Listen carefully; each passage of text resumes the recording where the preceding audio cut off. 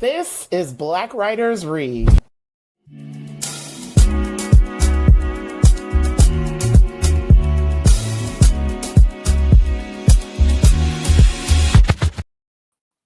Good evening, everyone. Thank you so much for joining me tonight for episode 3 of season 6 of Black Writers Read. My name is Nicole Young Martin, and I'm the founder, producer, and host of this series. Today is my birthday. I am the big 4-6. I am getting closer to 50, which is an age I am extremely proud of. I'm still settling in the 40s, but I'm actually I'm actually looking forward to 50 because many of the women that I really admire are in their 50s, and they told me how even more fabulous life gets. So extremely excited about that. So thank you all for joining me this evening. Tonight, I'm hosting a longtime dear friend, someone who I met while volunteering for a gala hosted by the Detroit Symphony Orchestra years ago. When we were talking pre-show, she showed me the newspaper clipping, which I actually still have. We've known each other exactly almost 20, it'll be 20 years next year. And she just reminded me of the very special place that Detroit holds for volunteerism, for supporting the nonprofits, and for getting involved in your community. Y'all have no idea how much I miss that work. I do it out here, but it's just something different to do it back in your hometown. She grew up also, not only did we meet through that circle, I learned years later that she grew up with cousins on my mother's side. And then even more recently, I learned that she went to high school with a cousin on my father's side. So she is indeed family. I love that I have an opportunity to finally talk with her about her writing in such a public forum. Y'all are going to be extremely impressed, but this is just how we do. We're from Detroit. This is just how we do it. She's an educator, an entrepreneur, an advocate, an activist, and more importantly, an elected official. So I am very excited to talk with her about how writing fits into all of these intersecting identities. So let's get started. Black Writers Read showcases, celebrates, and honors the words, work, and traditions of Black writers from across the country, across genres, across experiences, and across the African diaspora. Black Writers Read is a behind-the-scenes conversation into the craft and what it means to create as a Black author in today's society. Since starting this series during the summer of 2020, we've hosted over 90 authors. We're almost at 100, y'all, representing over 15 genres from 6 countries and 26 states. Our platform includes the live stream interviews, which you're here for tonight, the audio podcasts, book clubs, and curriculum integration assistance. Find us online at blackwritersread.com. Tonight, we welcome the Honorable Tiffany D. Tilley, joining us from my home state of Michigan. Tiffany D. Tilley is an author, leader, advocate, and luminary from Detroit with a multifaceted background that often intersects across education, communications, government, real estate development, community, economic development, and nonprofit leadership. I told y'all we do what we do. A dedicated public servant, she was elected to the Michigan State Board of Education in 2018 with nearly 1.8 million votes and later ran for Congress in Michigan's 10th district. I hope she runs again. Passionate about literacy, equity, early childhood education, mental health, foster youth and education reform, Tiffany has been a tireless advocate both locally and nationally. She has fought for social justice, amplifying community voices, and advancing grassroots initiatives that create meaningful change. As a state board member, she has worked to dismantle systemic barriers in education and beyond. Through her development and nonprofit leadership, she has secured approximately $20 million in resources for communities across Southeastern Michigan. Tiffany holds an MBA from the University of Detroit Mercy. My brother is a fellow Titan and has received global leadership training from C-suite executives and government leadership in Italy, China, Hong Kong, Brazil, and Costa Rica. Her greatest role is being a mother of 2, inspiring change through leadership and service. Tonight, we'll be chatting about Tiffany's Know Thyself book series. Finding strength through reflection, purpose through healing, and power through authenticity, the Know Thyself book series includes 4 books: The Journey to Self-Empowerment, Virtues of Leadership, Getting Over the Hump, A Voyage to the Top, and Rebirth. It also includes an educator's guide. This series is more than books, it's a movement to inspire self discovery, emotional resilience, self determination, and positive transformation. For those of you who are new to Black Writers Read, here's how it's going to go. Tiffany's going to come on, read from her books, then we'll chat. If time remains at the end of the conversation, we'll open up to Q&A. We have folks joining us from various platforms, Facebook, YouTube, and Instagram. If you have a question, please insert it in the chat where you're coming to us from, and then I will insert it at an appropriate time in our conversation. I have to cough. And for those who have been following me, I will share updates about my asthma journey at some point because it continues to get interesting. Excuse me. I now like to welcome the Honorable Tiffany D. Tilley to the virtual stage. Good evening. Good evening. Thank you so much, birthday girl. Thank you for the wonderful you. introduction. And thank you for allowing me to have a moment on your platform. And I just want to share with your audience. This is the newspaper clipping that Nicole was about, the image. And this was our heyday when we were young and you were actually, I think, the chair. I was. Yes. And we did some awesome work. We did some awesome work at the Detroit Symphony Orchestra and highlighting African American talent. So it was a great space, great time. And I'm so happy to be here with you now to talk about the books. Thank you so much. And I just have to, Tiffany, specify one. Like, I think one of the things I miss from the work that we did together in Michigan, not the gala itself, not the young friends, like pre-show happy hour. I miss the meetings because as chair of that particular committee, I had a chance to sit with, oh my God, powerhouses in Michigan. I can rattle off all literally the Alice's and all those folks. And I was in my mid-20s and being in that room, and this I think leads really nicely into your books, and being on the larger committee with people who can drop a 6-figure check at the drop of a dime, and who were high-profile leaders in Michigan. And me, I was just a lowly grad student, learning my way around. That was one of my first volunteer gigs, and so. We were around a great network of people, but you know what the highlight was for me? Yeah. The Detroit Symphony Orchestra, every time I asked during that period, would give me 200 tickets at a time so that I can give them out to the community so that youth can come to the DSO and their families.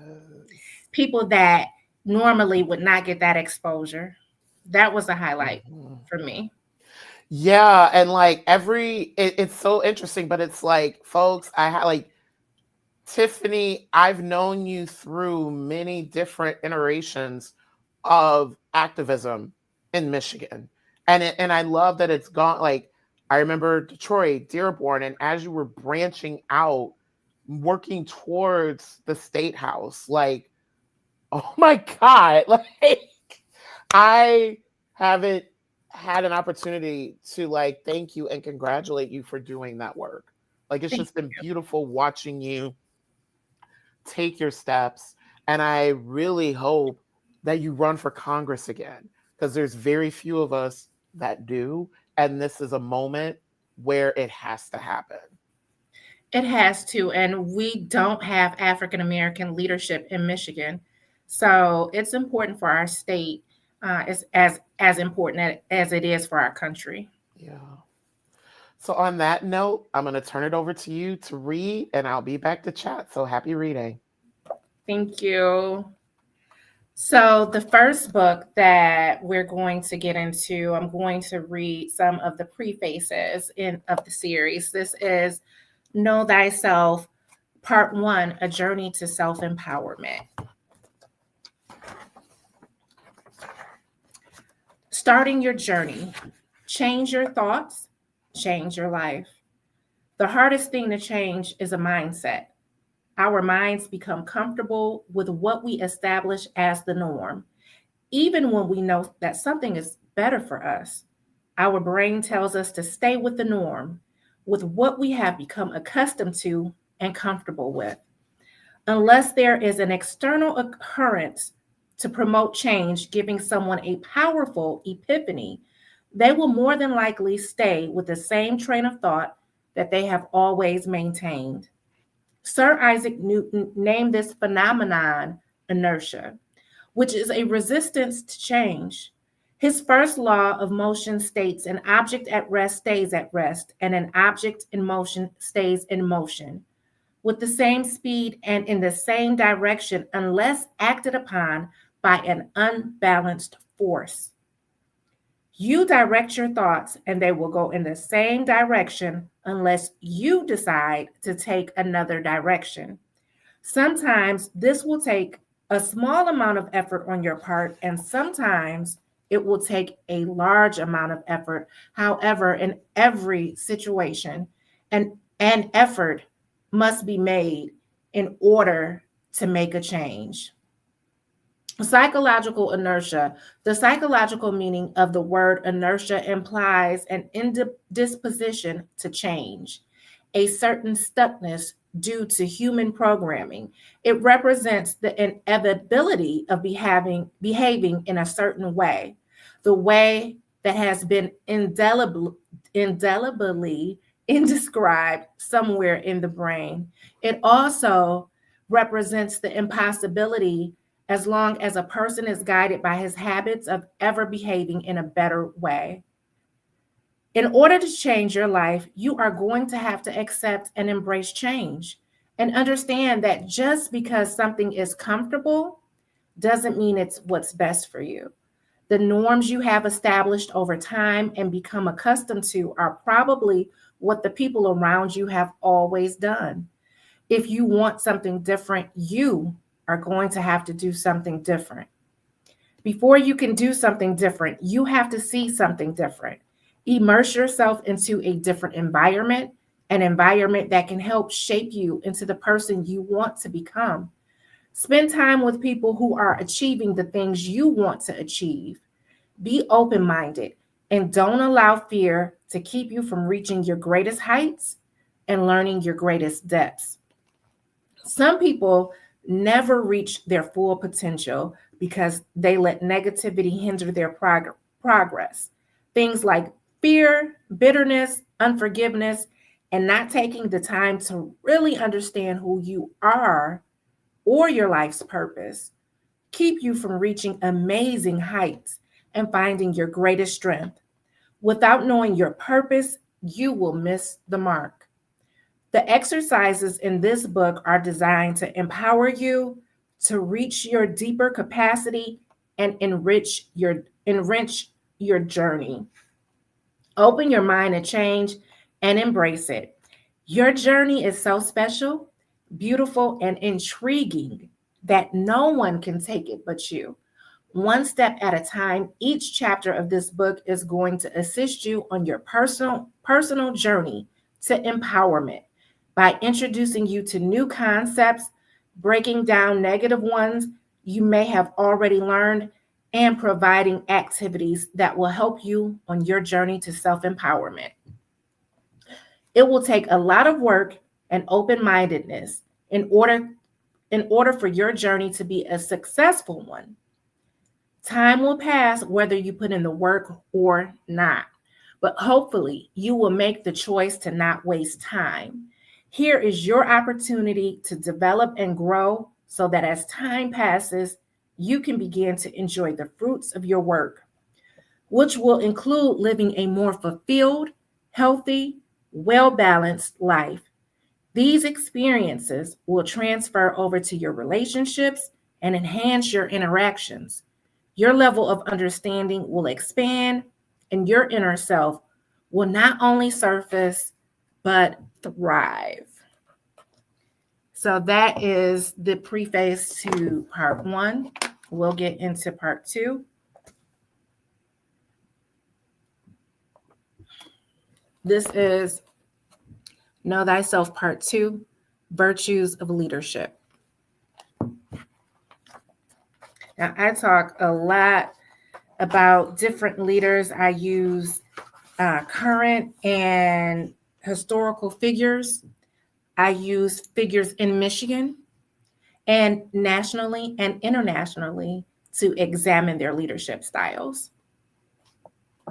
But we'll get into the preface, and if you want to hear some of the things that I say and my opinions on some of our leaders, you're going to have to check it out. What type of leader are you? Here we will explore the virtues of leadership. Leadership is a delicate balance. There can be a lot of aches and pains as well as growing pains that a leader experiences along with victories. The objective throughout all of that is to decide what type of leader you want to evolve into. What does that look like? In my own journey of cultivating leadership skills, I have taken many classes in undergrad and grad school and read many books on leadership. I have also read many books that explain power, how to grab it, and how to keep it. Ruthless behavior has been used to achieve greatness. I knew that was not the kind of leader I wanted to be. In this book, we will examine some of those ruthless behaviors, however, setting a tone for what really makes a leader shine from within. Principle. Ruthless behavior can get you a seat at the table, but displaying integrity will not only get you to the table, it will earn you the respect of others at the table. It will also be the reason many stakeholders want you to stay there. There are many different types of leaders among us every day. They are responsible for helping to shape, mold, uplift, and impact not only our thoughts, but our actions. Whether a person leads a house, a school, a church, a business, the military, a branch of government, a nonprofit, or any organization, the type of character they have will dictate their leadership style. Why is a leadership style so important? Because that leader will direct the path of everyone in their stead. And that leader just might be you. Think about the leaders you have encountered your whole life. What type of influence and effect did they have on you?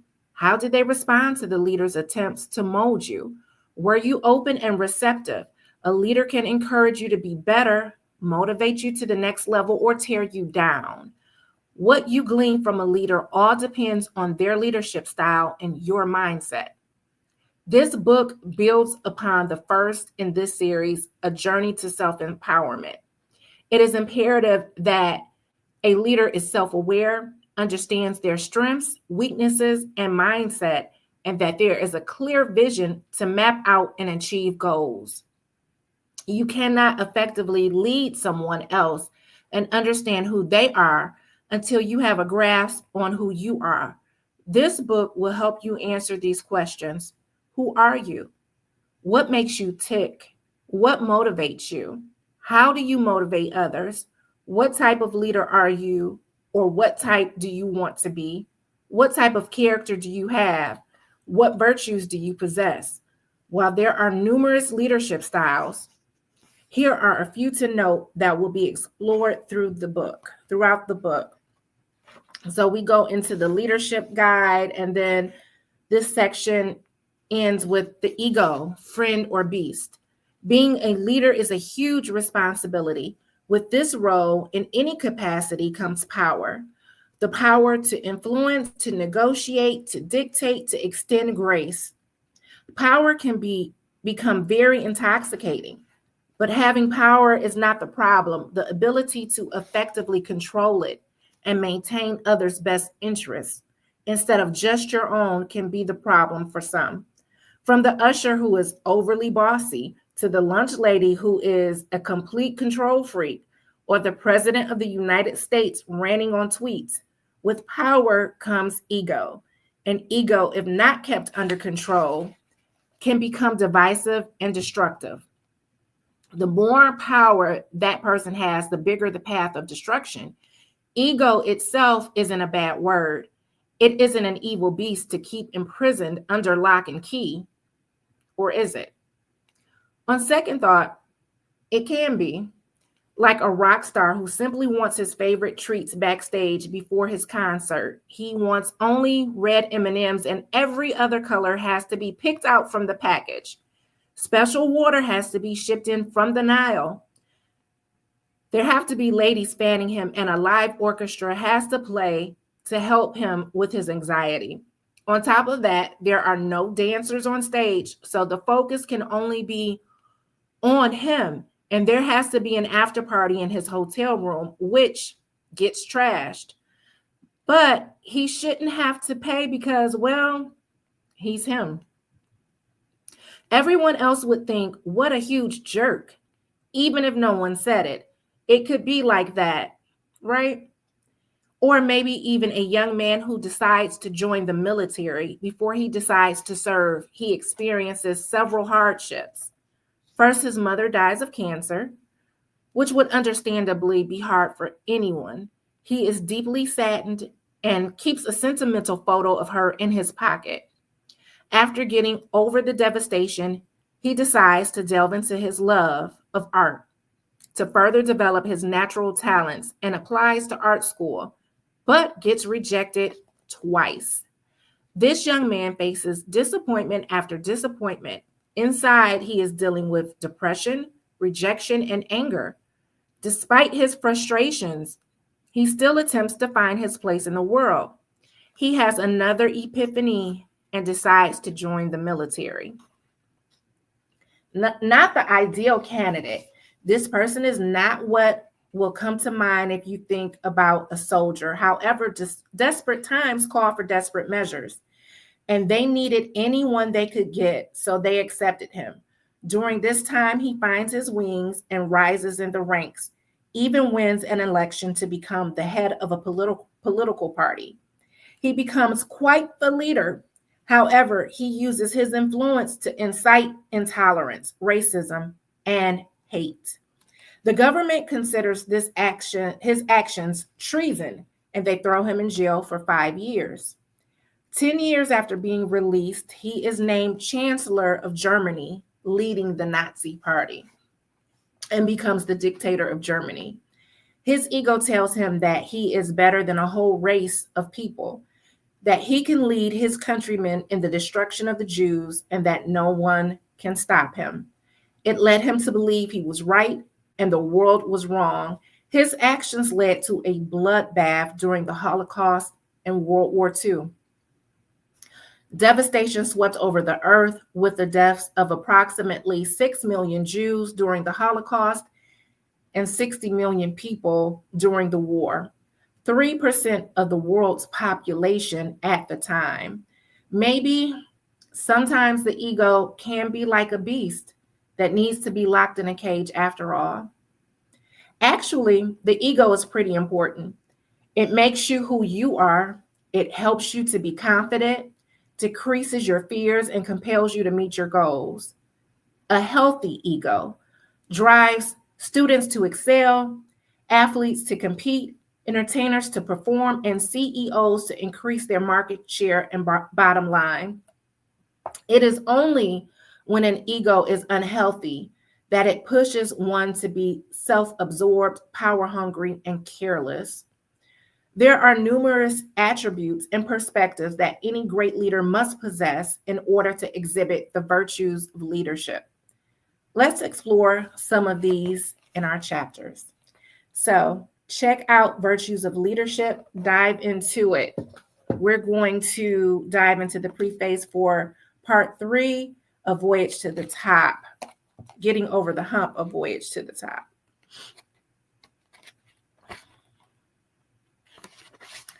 What the heck just happened? This is the 3rd installment in our journey of self-development together.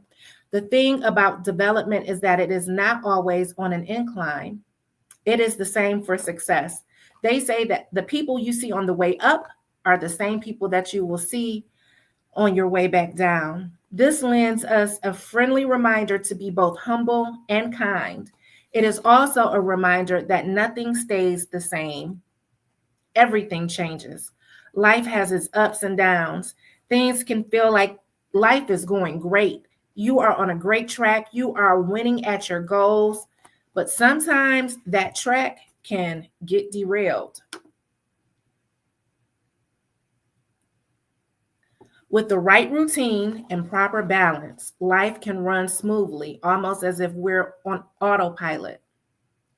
Once you have done the hard work personally, professionally, and spiritually, you will see the fruits of your labor. It can be perceived as if you are on top of the world. However, it only takes one setback to change things and take you off course. It could be failing in school, a divorce, a death, the loss of a job, the loss of your health, our children's lives getting off track, a bout of depression, a whole myriad of things. I have personally experienced and overcome all of these examples. Even more, one of the things that really threw me off course was a bad car accident where the driver was going in the opposite direction. He came over two lanes, hit me head on, and then ran away, leaving behind his ID in his wallet, his daughter's wrecked car, and even worse, his significant other.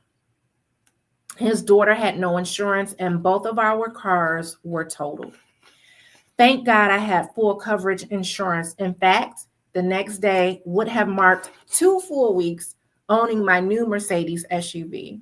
I was very proud to have reached the point in my life where I could comfortably make this financial purchase and had responsibly performed well with my credit.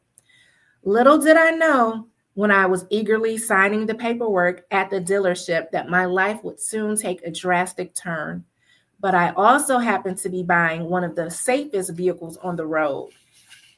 When I saw the car heading toward me, I was stunned.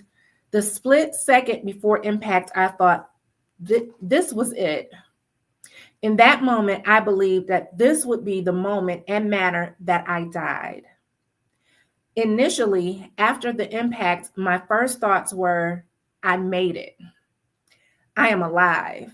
I needed to find my phone to call for help and start to assess my injuries. The first thing I noticed was the grueling pain in my mouth and feeling like my teeth would fall out. Lifting my hand to touch my mouth, I realized my right hand was in severe pain. Reaching around to locate my phone was difficult with my right hand out of commission. My legs were working, but also hurting, and I was afraid to try and get out and put any weight on them. At the time, even turning around was difficult due to a newfound limited range of motion. Feeling totally helpless, a voice came overhead through my car like the voice of God, saying, "Hi, this is Mercedes Benz. It seems you have had an accident. Do you need assistance?" I quickly responded, "Yes, please," and thanked God, not realizing my car had this emergency response feature. I was completely ecstatic. While they connected me with 911, I stopped looking for my phone and looked straight forward. To my surprise, I realized my phone had flown onto the dashboard directly in front of me. With my left hand, I began calling my family and friends, but no one was answering. Every call I placed was a struggle. I was finally able to reach my son in my office, which was only 2 blocks away. They began calling others, and in no time, people started showing up. I had no broken bones or internal bleeding, but what followed was over a year of physical therapy, wearing a back brace, and not being able to focus or work. Learning to walk properly again, regaining the strength to pour myself a drink, and fighting to get my health on track were a major challenge that changed the trajectory of my career. But I learned there are worse things than broken bones. It can take 6 weeks for a bone to heal, but it can take years for muscle and nerve damage to heal. Life is complicated. We think we have it all figured out, and it shows us how quickly circumstances can change. But just as it changes and things seem horrible, things can change just as fast for the good. It can be a bumpy, unpredictable ride at times. This awareness that life could change again for my good is what kept me going. I knew I had to stay focused and prepared by focusing on my physical and mental health.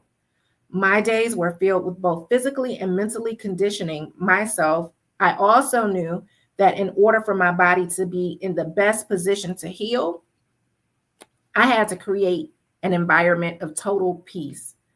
There had to be a cleansing in my life. Change begins on all levels. For me, this accident was not the ending of my journey. It was the chance for a new beginning. But first, I had to get over the hump.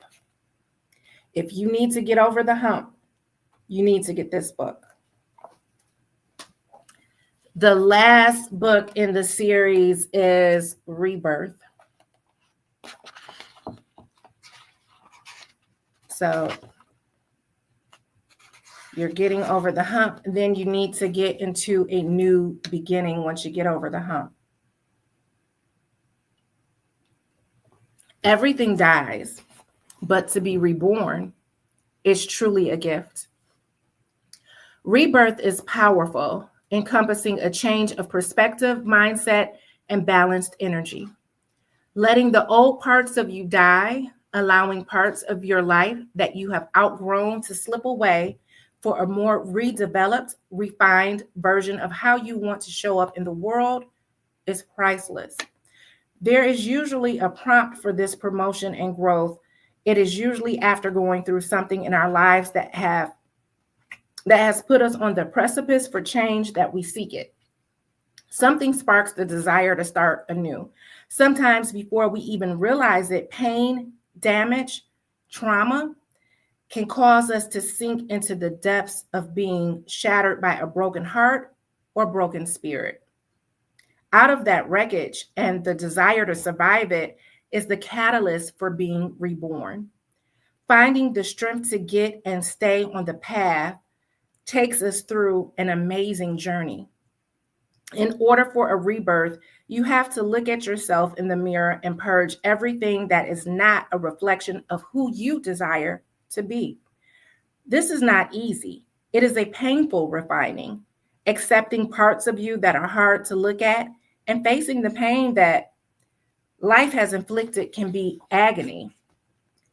It can mean isolation and a great transition, like the process of a caterpillar going into its cocoon for a season and making progress that is not seen to the naked eye until the butterfly breaks free with its beautiful wings. Through metamorphosis, it is now enhanced. Yes, it is growth, but it is so much more than that. It is transformation.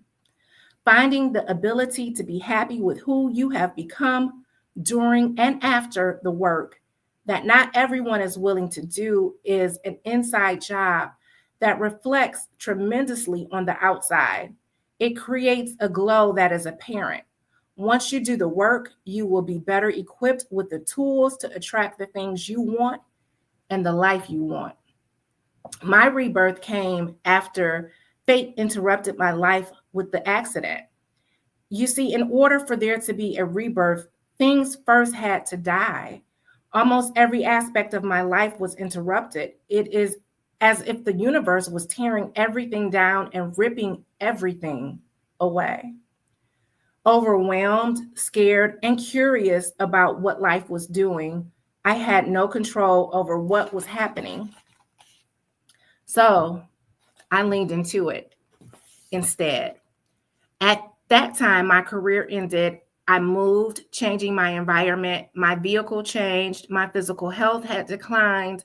I ended several friendships and even the long-term relationship I was in. I was totally broken. Knowing I had to get my body and spirit back strong, it became my sole focus. I knew in order for me to heal, I needed to remove people from my life that did not have my best interests at heart. There needed to be a creation of a safe, peaceful space in order for me to maximize my healing. All chaos had to cease. People that were self-serving opportunists created unnecessary drama and were constantly negative were removed. Not only did I have to remove them from my life, but I had to change my way of thinking. Stop any negative self talk, negative conversations, work on unforgiveness, heal from trauma, and create new healthy habits. In order for the new Tiffany to be reborn, parts of the old Tiffany had to die. I had to be real with myself about some things. If I was going to grow, face some things, and understand some things that I had not taken the time to process, mostly for once, I had to completely focus on me. There was always something taking my attention: sick family members, children, school, career, my work in helping the community. My focus on my outer world had driven me to the point of exhaustion and burnout. Rarely did I have time for myself. With some deep thought and self reflection, I realized I was not happy and had not been for a long time. My days were consumed with people pleasing, trying to make others happy, trying to help others, letting others' opinions shape my decisions, and giving my control away. I could never please everyone, and that became a source of disappointment. My voice was completely buried under others' expectations. The only freedom I had to create was in my professional life, and did that masterfully. I had found my voice in that space and I owned it. But after the accident, I even lost that. Alone in bad shape, alone in bad physical shape, I had all of the time in the world to focus on myself. Although I fought it at first, I decided that the time had been given to slow down was a gift. I recognized it and needed to take full advantage of it. Then identified what tools I wanted to implement in my life. Discovering these tools and making them a part of my routine became a joy. It became my go to in order to de stress and dive deeper. My soul had been yearning for more. For the first time in a long time, my soul was being fed. For so long, I looked for others to feed it. Pouring so much out and receiving so little in left me in a deficit. They really were not equipped to give me what I needed, and the job was never theirs in the first place. I learned just how important it is not to only feed your mind, but nourish your soul. Through healing, I realized how lost I truly was, my own deficits, and how far I had come. I was able to spot red flags and toxic behaviors up front so I can set boundaries and manage my own expectations. Even when I did see them, I used to think I could literally love people enough and support them enough, they would become better human beings. That is true for some. Too often, I found that I ended up hurt and disappointed. I also learned that I could support or offer resources if I choose and how I choose, but others' healing is not my responsibility. Change only occurs if the person truly wants it, and if they do, they will be willing to do whatever it takes. I began spending more time with good people, old and new, that are trustworthy and pour the way I pour. People that are genuine and healthy. Iron sharpens iron. Not only did I begin to thrive, so did my relationships.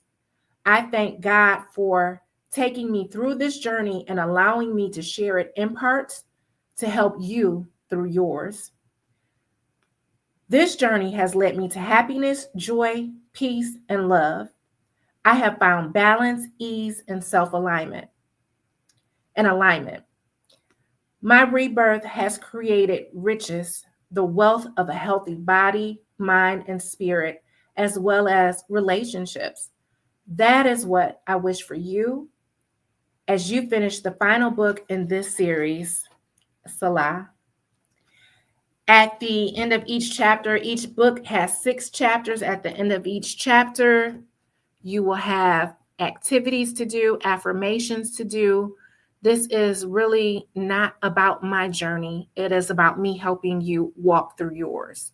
And so the activities help you to do that. This was amazing. Thank you. So I love how, and I'm glad that you read the preface from each book because the preface kind of taken care of a lot of my questions. So we can really get down to the nitty gritty of the conversation. So, one, I want to thank you for being very vulnerable because I was wondering if you were going to explore the accident because I imagined how much that changed your life. So, one, I thank you for being so vulnerable. Two, you wrote a book series that it needed to come from a Black woman's voice, like it, because there's just that so much noise in the air. And I'm saying this because I had my book writing coach session this morning with my book coach Lisa Pegram, where it's like,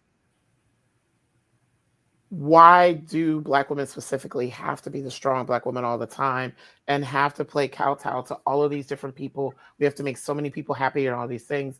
And it's like we forget ourselves in that. So that's one thing in terms of why I'm imagining the series is called Know Thyself, is because we have to it's that whole putting the oxygen mask on first. It's like we have to know ourselves and really live within our truths in order to help others. Because as I said, for folks who are just joining, one of the things that I said at the very beginning, the thing that I admire so much about Tiffany is how she shows up in her communities, and also kind of how she's been very intentional about how she's moved up the career ladder, and also how she's moved up in terms of how she's shown up in the community, from working very local in terms of education activism to now serving on the State Board of Education for Michigan.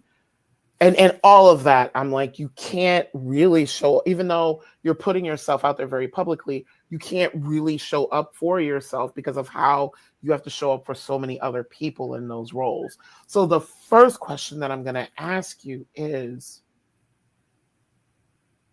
I love that this is self-help. Your book, like, you could have taken so many turns with this. You could have written a memoir, you could have written a biography, you could have written self-help, and you wrote self-help, which I'm imagining, because I have a question about the ideal reader. But can you talk about some of the advantages and challenges of writing such a personal story of transformation through self-help? And how did you get to from I am using myself as the vessel to help others, to get to, I love that it's workbooks, to get to the point where, well, I kind of know because you're also an educator. It's like, get to the point of helping others through their journey.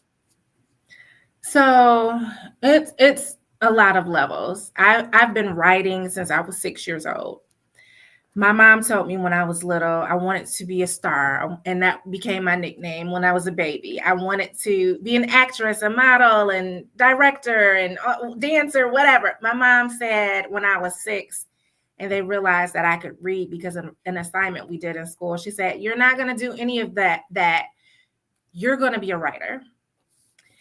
And so the concept for these books, I prayed a lot about it, and God, in his wisdom, gave me the books, and over a decade ago, over maybe 15 years or so ago.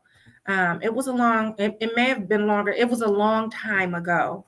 And I wrote down the name of the chapters for each book. I wrote down the name of each book itself, and I kept that. I never lost that. And I spoke to one of the ministers in our church, Pastor Parham. God bless her soul. Pastor Parham said, "Those are the things that you're going to be learning." And she was right. It took such a long time. The first one, I published, I want to say maybe a decade ago, and put it on Kindle. And I still had to write the others, but I still had to get the life lessons to give to everyone else. And my work is always community, it's always helping people. And that's evolved over time. But it's always, how can I pour into to others? And so, even like I went to an event the other day, and at the event, I was talking to two women separately, and I could see so much in them, so much pain, so much trauma, so much frustration, and they were about to boil over. So I just reached into them and I was speaking to them, and both of them separately started crying. Now, that was not intentional at all. I did not even anticipate that. And I said, wow, I went to this event and made two women cry. But, I spoke to them about healing. And they knew that, and they wanted to heal. They were tired. So I think that this is a way for me to reach more people instead of reaching hundreds of people or thousands of people, because I'm in rooms where I'm speaking to hundreds of people at once, or I have 70,000 views on my podcast. But these books can really help me to reach people without even speaking to them, being in the room with them without being in the room with them, and helping them, guide them to do the work.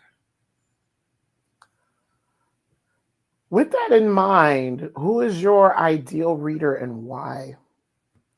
Initially, I had been through a lot at a very young age. My mom fell ill when I was 10, and she fell ill from multiple sclerosis and strokes. I became a young caregiver, had multiple families, because family members and friends started taking me in and helping to raise me too at different points. And a lot of it was me raising myself. So a lot of it was me feeling lost and me being angry at what life was handing me and what was happening to my mother and what it was doing to my mother, because she was no longer the same person. And as I became an educator and working with youth, seeing in their eyes and in their behavior a lot of what I had been going through, which was, I don't know everybody's stories. Some of them I do, but I don't know everybody's. But it was trauma. It was ACEs, adverse childhood experiences. It was them being lost. It was them being angry. It was them being confused. It was knowing that they had a lot going on at home. So I wanted to write something that could help young people and help them to heal and help them to process and self-manage and self-discovery. But in the process of writing the books and having them reviewed, having adults review them, educators review them, I realized that adults need these books just as much. And they were just as powerful for the adults. I had one person that reviewed the book say, this book really helped me. It really helped my life. And I was like, oh, okay. And, I'm still thinking of kids in mind. So I'm just, like continuing on the conversation. And she said, no, I need you to stop. I need you to pause. I need you to hear me. This book saved my marriage. And I was like, whoa. So I don't think that it's for one type of person or one age group. I think it's for anybody that's ever gone through trauma. I think it's for anybody who has ever gone or is going through a season of life where they need help, they need direction, they need guidance. I think it's for anybody that's ever been lost. I think it's for anybody that is going through a transition. I think it embodies so many people, and that is ageless. Community is community is such an important gem in your work. And also it is, I believe, for what I know of you, is a core value for you. Absolutely. And I rarely get an opportunity to ask this type of question because of how I know our guest. Since we know each other personally, I'd love to know who from your community you would like to give flowers to and why are they an important entity in your life? Oh my gosh. I mean, there are so many people that have helped me to get to where I am. Some people are here and some people are not. I can say Gloria Williams. She was the director of elections. She was also my bonus mom, or is. Mhm. And her and my dad have long been broke up, but she's still my mom. But she definitely has been a powerful catalyst. I would say Rick Blocker, who is the former chair of the 14th Congressional District, which I was leadership in, and his mentorship and his belief in me and his support at a time that it was just invaluable for me, and really helped me to become, an elected official. Um, Gail Perry Mason, she is a mentor to so many people, and so many people love her. Her insight is valuable, and she's, the financial guru, but she's also a great mentor and a great friend. And then my godfather, who's deceased, Bruce Feaster, poured into me. So many people poured into me. Ray Solomon, Abana Hogan, who are deceased, and they all were very active in community engagement in Detroit and the political world, and not even just in Detroit, but very much so in Detroit. There's too many people to name. Yes. I love that because also too in your writing, the reason why I wanted to ask that question is because in your writing you pour so much into the community via yourself. Like you're like, I am the vessel who lives through this. I want to write down on the page how you can like the blow to some of these obstacles can be a lot softer. And I was like, you care so much for your community. And I'm like, who from the community poured into you so that you can pour into the community? And also, too, just I remember so much on social media how much you were very much about giving folks their flowers. And it's just like You know, watching you has been amazing. thank you. I would say I came from good stock. My grandparents were born in 1913 and 1919, and I had older grandparents. My grandmother had my mom at 42, and that was my grandfather's only child. So, and my grandmother only had two children. So, that was a different time, place, space, and different character, different values, different morals. And then the community that they raised me in, along with my mom. My mom was initially, my grandmother died when I was 9, so right before my mom got sick. But they were so close, so we would be over their house all of the time. So that neighborhood, it was a very old school neighborhood. And on Westmoreland, where I grew up with your cousins across the street, and they were family, and they are family. And it's very central to me. The neighborhoods were old school. There were three in particular that I grew up in that really poured into me. Everybody knew who everybody was. There were generations of people, and if somebody didn't know who you were, they would ask you your last name, and they Yep. knew who you belonged to, and everybody watched out for everybody. So, Yeah. And then I'd love to know, because I have like a couple more questions. I'd love to know in terms of writers who you look up to, inspire you, and pour into your work. wow, I grew up reading a lot. I loved as a little kid, I loved sci-fi, and I loved Madeline L'Engle, A Wrinkle in Time. And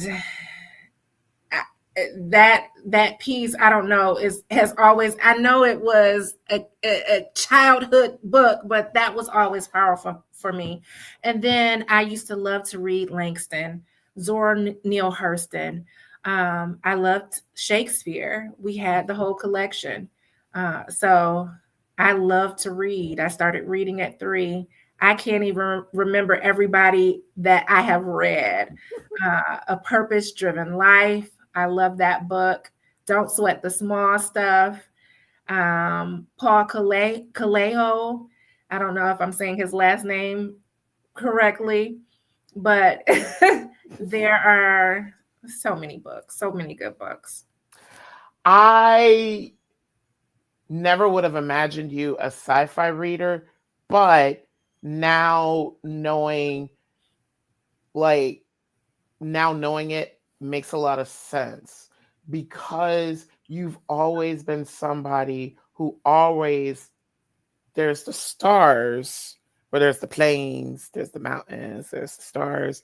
There was the above. You were always going Spiritual. the yeah, you were always going the above, and you were always like that's one of the things that I am like I am like I really admire about sci-fi, fantasy, and Afrofuturism.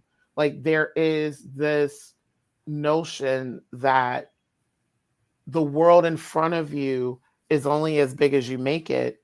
You can make it bigger and more grandiose, but who do you bring with you to that? And then who do you lean in on? And so like the spirituality piece is Yeah. huge. And now and the belief in something better and greater leading you through your purpose. I'm like, okay, now literally when you were like sci-fi, and I was like, really? And then you said A Wrinkle in Time, I was like, oh, okay. Yes, and my daughter and my mom both have, they made remarks about me. I love a end of world movie where everything is going to hell basically, and then everybody gets saved. But I am a physics girl, so I love quantum physics, linear physics, and metaphysics. And you throw a tesseract in there, you got me sold. So Yeah. I just learned something new about you today. Yes. I love it. Prior to having our guests on Black Writers Read, we ask each of them why they write. Here's what you offered. I write to heal, to teach, and to empower. Writing allows me to turn life's challenges, lessons, and triumphs into something meaningful that can uplift others. For me, every word is a bridge connecting experiences across generations, cultures, and communities. It is a way to remind people, especially our youth, that their voice matters, that resilience is possible, and that transformation begins from within. Being an author during this time carries a deep responsibility. We're living in an era of noise, division, and rapid change. Ooh, this is so true. Where authenticity and truth are often lost. To be an author now means to be a truth teller, mirror, and a light. It means giving people a pause from chaos, offering clarity, hope, and the courage to keep going. Sharing my words is an act of service. It's about creating space for healing, self discovery, growth, especially for those who feel unseen or unheard. Through my books and journals, I hope readers see themselves, reflect on their journeys, and realize that they too have the power to rewrite their stories. Writing is not just my passion, it's my calling to inspire change, one page at a time. So, with that in mind, what would you like your legacy to be? I want my legacy to be healing. Mm. That's my ministry. That's my calling, to heal communities, to heal individuals. I'm constantly working to bring down systemic barriers. I'm constantly working to feel needs and voids. So I think healing is definitely the legacy. that I want to leave. Mm. And thank you for doing it from where you sit as a Black woman elected official, especially, which I, not to dive into this conversation because I do want to talk about this at some point on my podcast, but not tonight. I began reading Kamala Harris's 107 Days, and I'm like, she needs your book series. Like, Next time I see her, I have to let her know. yes, because and I'm just like, just the resilience that we all go through. Like I teach predominantly women of color, and they just heard about Jasmine Crockett and Maxine Waters from me for the first time. Wow. And yeah, and we talked about it in reference to the Combahee River Collective statement written in the 70s about how, like, Black women, when we show up, that whole authenticity piece, when we show up as ourselves, people don't know how to take it and they like just close off. And I'm like, I get this with a lot of us, and we are living. I can't believe we're here. We're living in this era of lies, untruths are the things that get the most airtime and space. Yeah. And I'm just like, whatever happened to integrity? I'm like, yo, like I asked, I'm like, integrity, what? Did we just throw out an entire dictionary? But I'm like, your book series, which I've been sharing, I want to share one more time. I've been sharing the QR code to it so that people can just capture it and purchase it immediately from your website. So many people need to read this, and I love that the ideal reader is so broad, because so many people need to read this doggone book, this book series. And also I wonder, this is my next to last question, because the other thing that I love about it is you don't have to read all 4 books. You don't also, I've noticed, have to read the books in order, which I love. You, through that book series, you give people a good space of entry for what they need, and it's always something that they can have on their bookshelf and return to. So it's not like most books one and done. And I've noticed a lot of self-help books are like that, very one and done. It's like, nope, I'm at this new part in my life. It's all about transformation. When I get to this new stage in my life, okay, I'm going to revisit this. I'm going to revisit. So I think it's brilliantly written. And now hearing that it's something that you had a blueprint for a long time, it makes sense how the series is organized and how people can come to it. Absolutely. And not only is it the 4-part book series, but it's a system. So the educator's guide will be available soon. So if people want to, if they have a after school program, they want to do it, implement it during school hours. If it's a summer program, a nonprofit organization has a wraparound service that they want to implement it, they will have the curriculum delivery. They will have the activities. There's about a dozen activity sections. So each section has numerous activities. There's icebreakers. There's so many ways to engage the youth. There's parts that focus on trauma. There's so many different leadership. There's so many different things. And then also, I've written over 4,000 pages of content for 12 journals and workbooks. So they are 365 days. One specifically goes with the series. And then these are, it's not released yet. So you're getting you're getting it way before it gets released, right? But people can be on the lookout for those. Focuses on caregiving. If you're a caregiver, it's one for you. If you are dealing with substance abuse prevention, if you're in that area, because I led a nonprofit focused on public health and substance abuse prevention. And so I have something for teens for that. If you're in recovery, I have something for you. If you're a domestic violence survivor, I have something for you. If you're focused on your health, It's 365 days. At the end, there's bonus activities.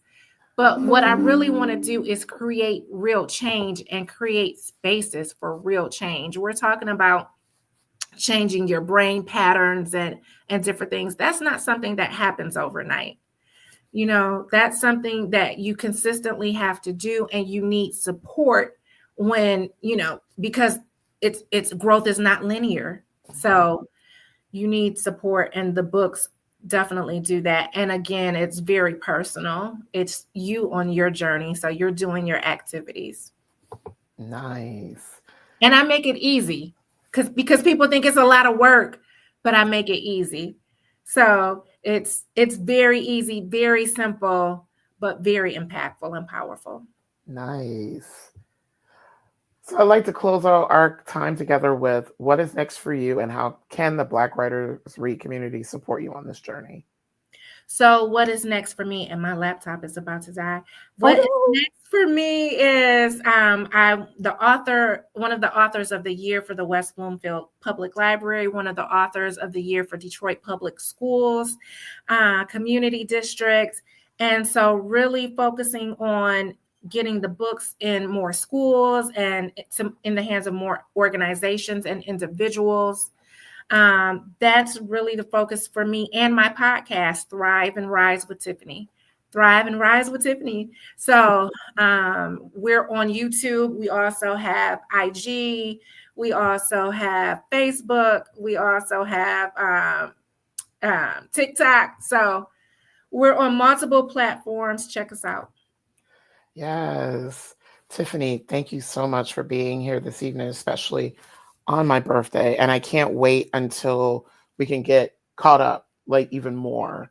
And I got to get better at staying in touch with people from home. Like, hey, I've been horrible at that. It's okay. I understand we all have lives. I'm so happy for you for your birthday, though. Happy birthday again, birthday girl. Thank And you. enjoy. Thank you for sharing this powerful moment with me and making space in your world on your birthday. Thank you so much. So thank you so much, Tiffany, for being here. I'm gonna wrap up, take you off, wrap up, and then I want to touch base with you before I like celebrate with the family. Cool. So thank you all so much for joining us for episode 3 of season 6 of Black Writers Read. I'll be back this coming Friday, October 17th, to celebrate National Black Poetry Day. Throughout the day, I'll be hosting and chatting with Black male poets about their work. I have someone scheduled for 11 o'clock Eastern Time, 3 o'clock Eastern Time, 6 o'clock Eastern Time. This is the first time I'm doing this, and I'm really excited. To hear more about the specific broadcast times and lineup, follow me on Instagram at Black Writers Read. Support Black Writers Read by subscribing to my YouTube channel, where many of you are joining us from today, or the audio podcast, which is available on Apple Podcasts, iHeart, Spotify, and Amazon Music. Also, feel free to drop a review of where you're accessing the podcast, which I am wherever you get your podcast, as dropping the review algorithm makes it easier for others to find us, and the feedback helps me to curate the series. If you are able and so moved, please support us on Patreon. We're on Patreon under Black Writers Read. By supporting me in these various ways, you help to sustain independent media, independently produced and self-funded, which is, given all of the noise, especially important today. Visit blackwritersread.com to learn more about the platform. Thank you all for joining us this evening, and more importantly, for ensuring that Black authors continue to matter. I will see you on Friday, October 17th.